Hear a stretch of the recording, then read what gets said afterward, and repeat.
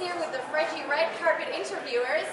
And this is the CPFA 2016 Trade Show.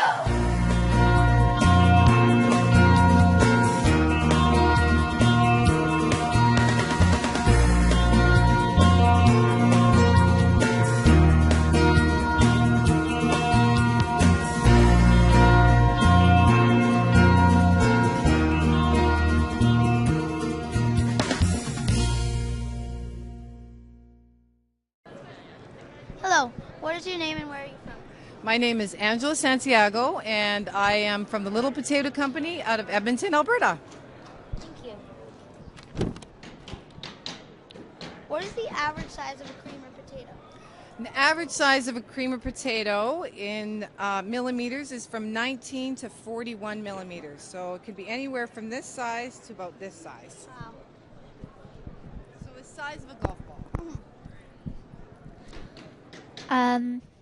Is there more than one type of creamer potato, or is it just creamer potato?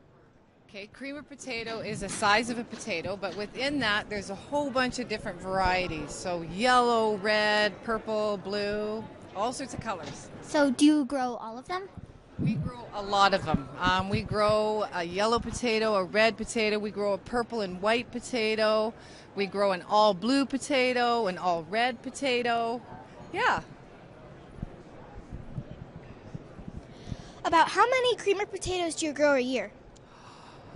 You know what?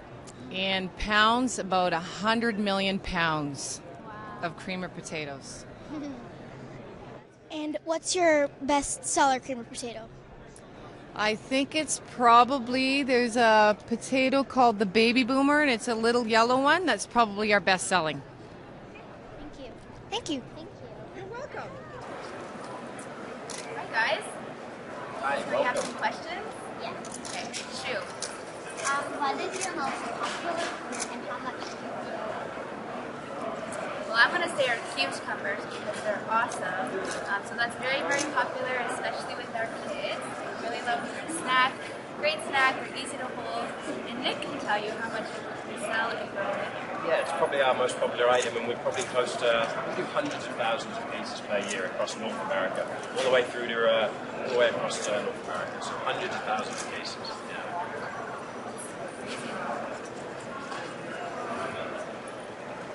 How much care goes into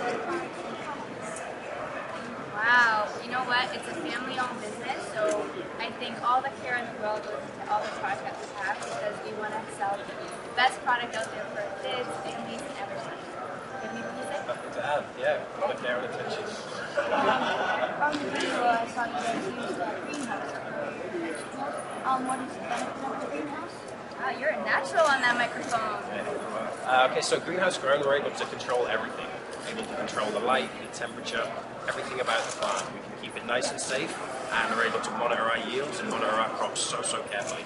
Field stuff is a little bit more scary when you grow it because the weather plays such a huge part. With greenhouse, we can look after everything and take care of everything, and it's a really good way to grow. It can be year-round. Year-round, 365 days a year.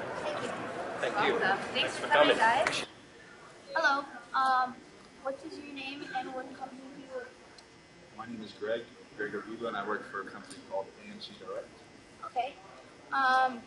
Where do you operate out of in South Africa?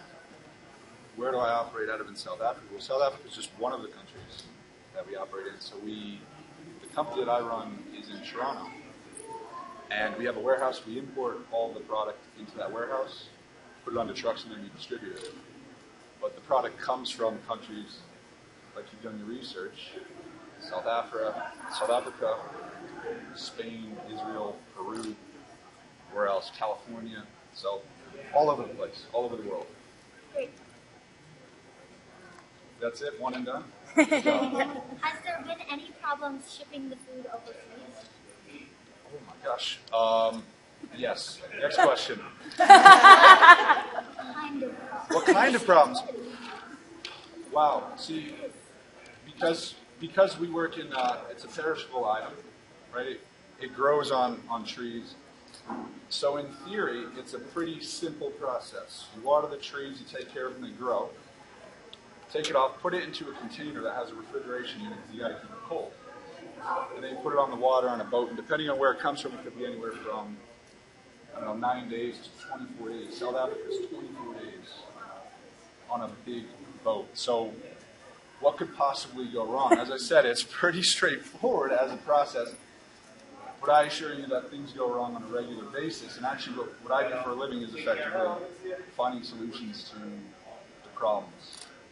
To answer your question, we have all sorts of difficulties with the weather. So that means if there's a drought or if you can't keep the volume on the vessel, it might sit in port. We have difficulties with labor. Hey, you asked. You want the full explanation. We have strikes. So all over the world. South Africa had one a few years ago when they had the World Cup. South America's had a few. That's it. I mean, there's lots more than that. So yes, all sorts of shipping problems, and that's what we do. If it were easy, then they wouldn't need people like me to get involved to make the process as smooth as possible. Yeah, no, that's it. You stole my questions. You can ask him a personal question. Oh, boy. I don't know if I agree to that. Well, Has a boat ever run out of gas halfway between destinations? Not to my knowledge. It hasn't run out of gas, but we have had issues where the engines stop working, and then it has to get towed somewhere, and it ends up usually in the Caribbean or somewhere like that. And then I always volunteer to go down there to see how everything looks. But I've never gotten approval for that trip yet. So yes and no. Okay. Thank you. Well, thank you guys. It was a pleasure. Hi. What's your name and what company do you work for? I'm Larry McIntosh. I'm with Peak of the Market out of Winnipeg, Manitoba.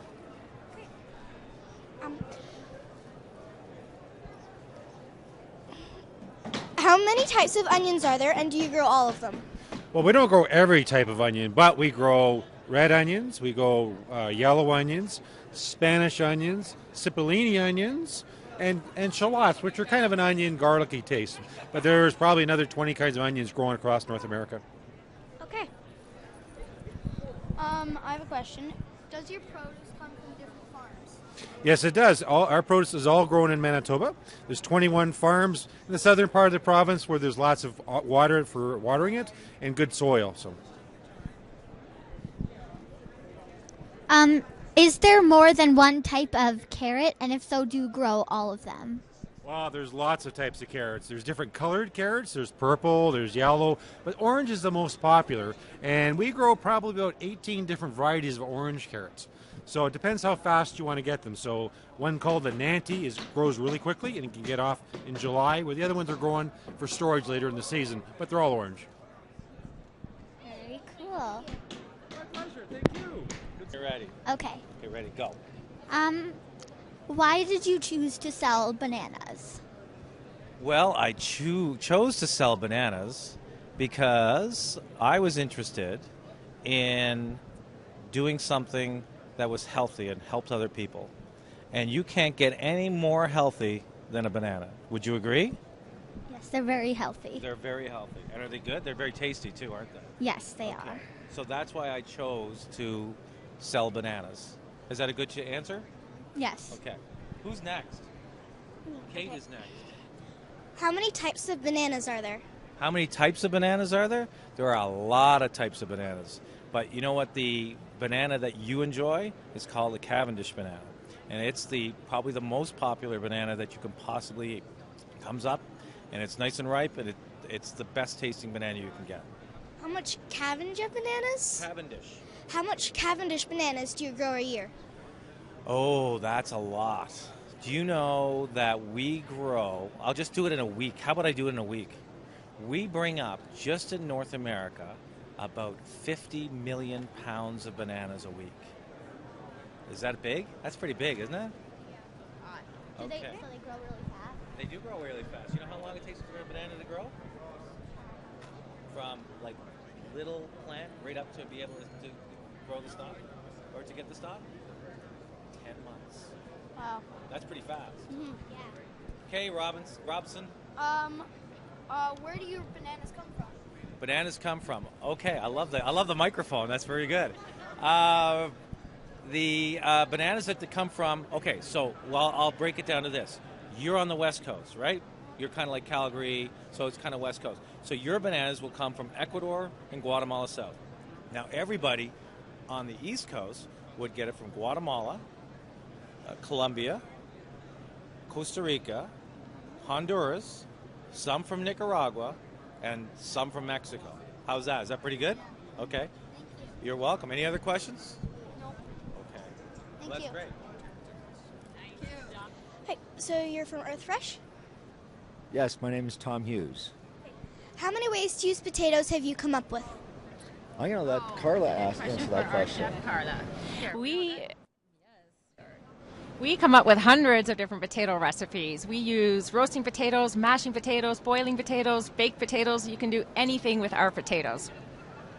What is your most popular one? Our roasted red pepper mashtini is our most popular potato recipe. It's really good. It has a lot of roasted peppers and feta cheese, and it's a great potato. Cool. About how many acres of farmland do you guys have? We have about 100 acres of our own land, and then we have about 15,000 acres of varieties that are grown for us. Oh, wow. Thank you.